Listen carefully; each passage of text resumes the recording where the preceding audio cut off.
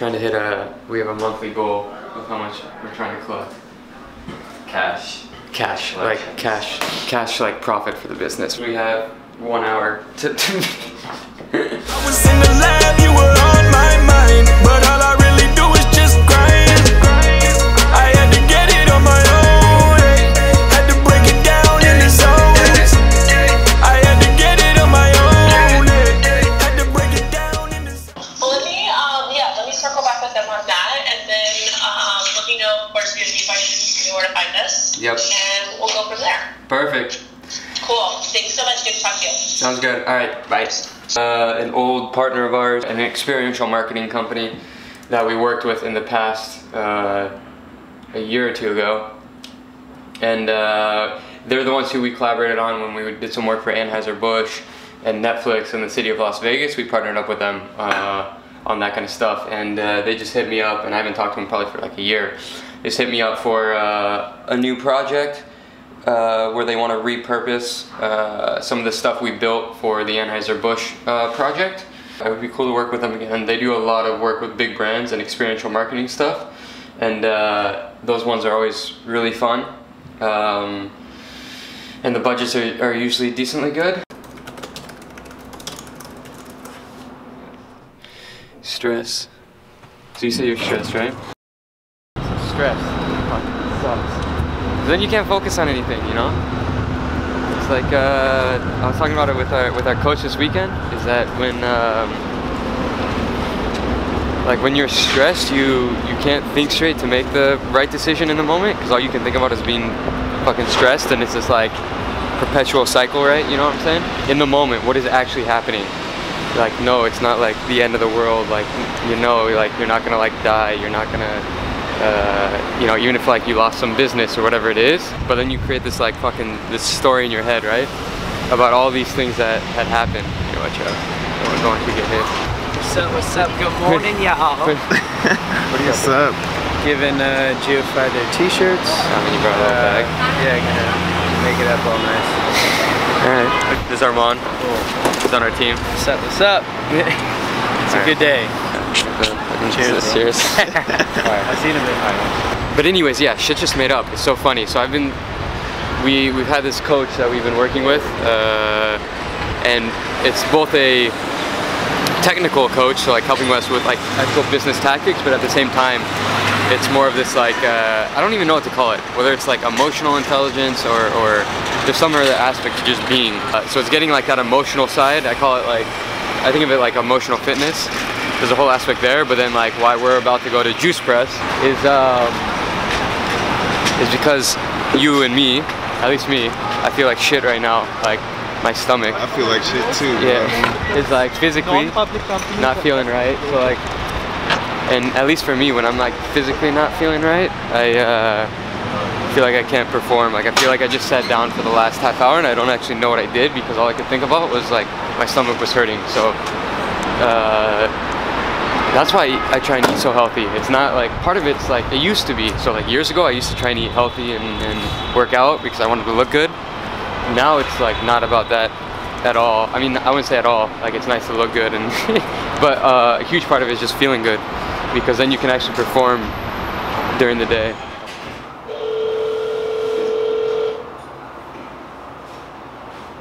Hello?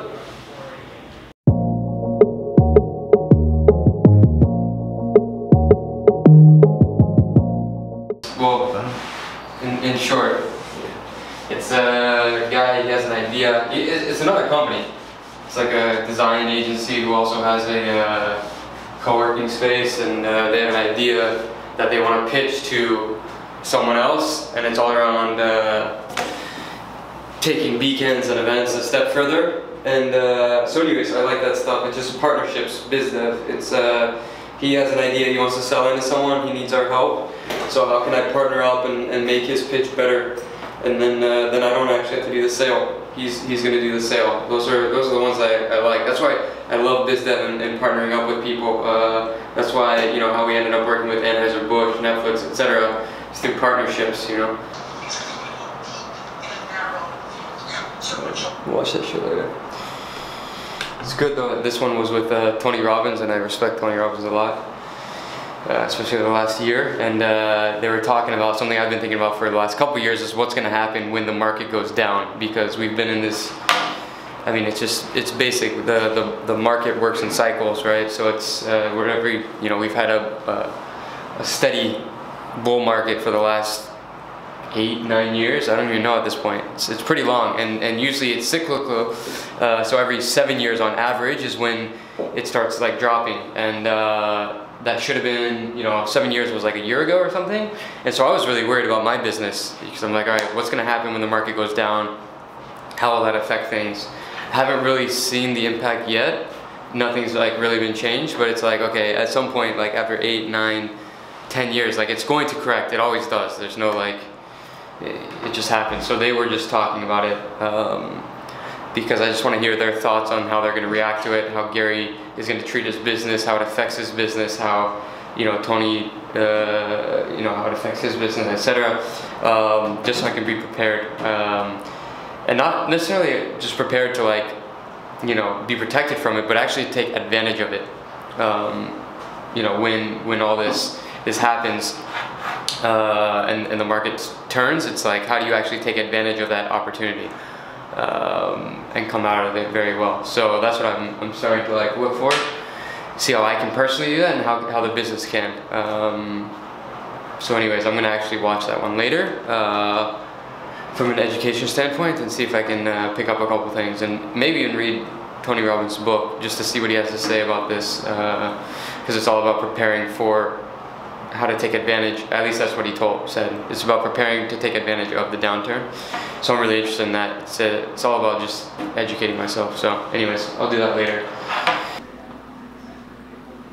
We're trying to hit we have a monthly goal of how much we're trying to collect. Cash, like cash like profit for the business. We're trying to hit a number. Yeah. It's like a game. Because we have 1 hour to like cash flow. All we mean is literally, like, at the end of the day, how much cash profit after expenses do we have? Yeah, we're trying to at least hit our targets, and we sped this up. We expected a very slow building first quarter and then accelerating the rest of the year, but we really hit the gas end of December and lined shit up really nicely for January and February. So even though we, which I've talked about before, took a nice loss in Q4 of last year of 25,000, we made it up nicely all in month 1 and then month 2. So we're on track. We're trying to hit for the first 2 months a minimum of 90K in profit for January and February. For January we hit it. For February we're trying to do all the numbers right now and see, and we're really close, and we have one client who we're trying to get their money in before the end of the month. It's really just a big game. Like, yes, is it the end of the world if we don't get it, you know, today, within, you know, we have 40 minutes left? No, like, we'll get it in the next couple days, but it's a fun little game just to be like, to really focus on hitting monthly numbers. There we go, QuickBooks. All right. And we're gonna look here on a cash basis. So the difference between, there's cash and accrual. We need it to be 90, and right now we're at 63, right? So just like, I'll make it big for you guys. So like, you go 90 minus 63, right? So 27. We're 27 short. I collected 6.5 today from someone, so that leaves us at 20.5. We collected another 13 from someone, so we're 7.5K short right now. So if Mike gets this done, I don't know if he will or not, we'll actually hit it. On an accrual basis, meaning like this is how much we've billed people, we just haven't collected all of it. So on that, the 145 divided by 280, that's better. That's more how we like it. We just haven't collected all our money. But overall, if we're billing, you know, 280, and if we expand that times 6, it's definitely not where we need to be. That'll put us at 1.7 million for the year, which is better than last year, but definitely not where we need to be. So we're on track right now to do 1.7. Last year, just so you actually have it, we had Last year we did 1.4. The year prior to that we did 2 million. Actually, I'll just check it so we can actually have this number. This is a fundamental game. Yeah, 2 million in 2015. So on an accrual basis, we did about 2 million. On a cash basis, we did about the same. We actually collected all our shit, which is great. That's like ideal. In 2016, on a cash basis, we did 1.35. On an accrual basis, we did 1.4. And this year, we're on track for almost 1.7 on an accrual. And if we didn't collect all our cash, we'd only do like 1.2 in cash basis, but we're gonna collect more cash. But right now, the number we really care about is that 1.7 on an accrual basis. So, you know, just on the trend line, right? On the accrual basis, last year at 1.4, we're already trending right now to 1.7. And my job is just to like keep increasing that trend to get it over 2 million. And 2.5, 3 million, whatever it is, but it's already better than last year. We're already trending better, so that's a good sign.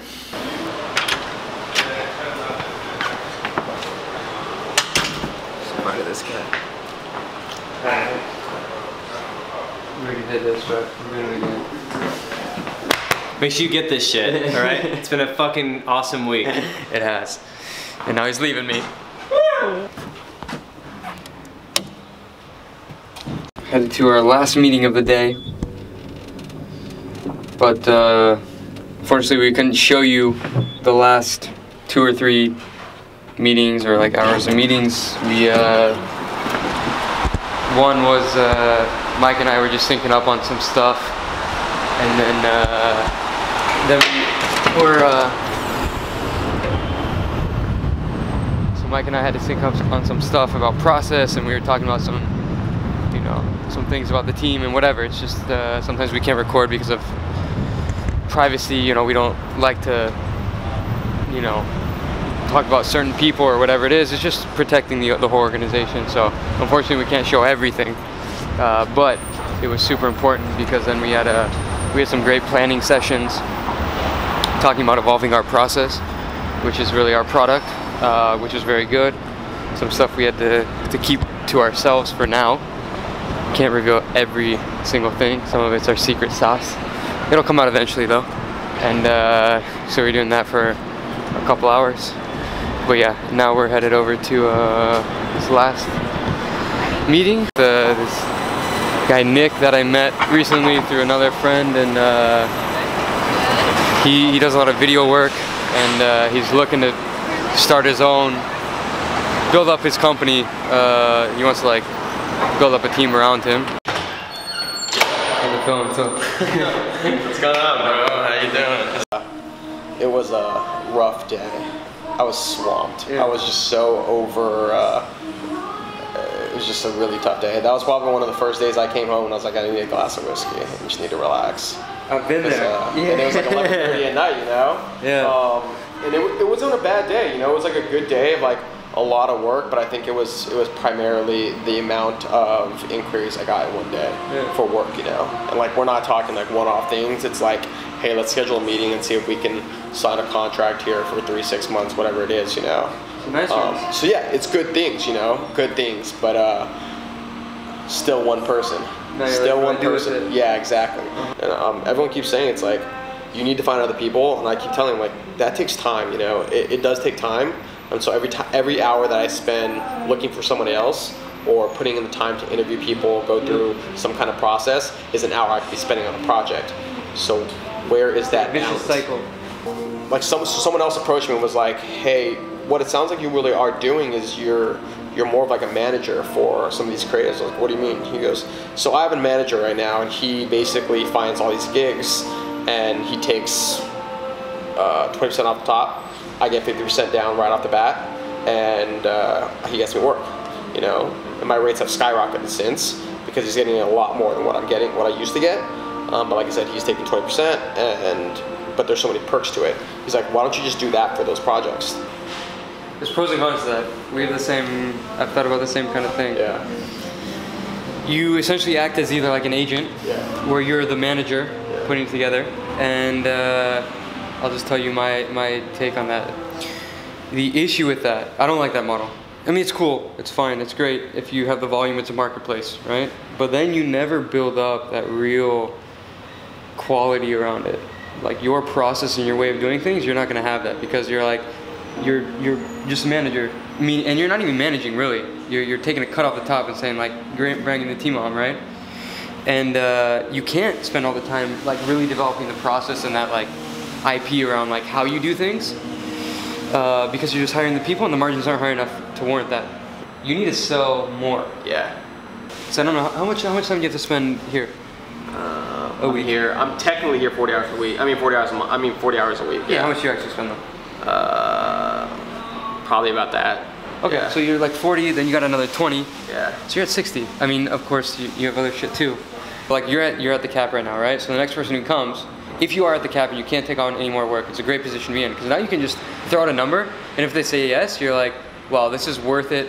Me losing another couple hours of sleep because it's so much money, or I didn't lose it and well, I'm at full capacity. I'm happy with where I'm at. Yeah. Or they do take it and you're able to hire someone because it's such a high rate.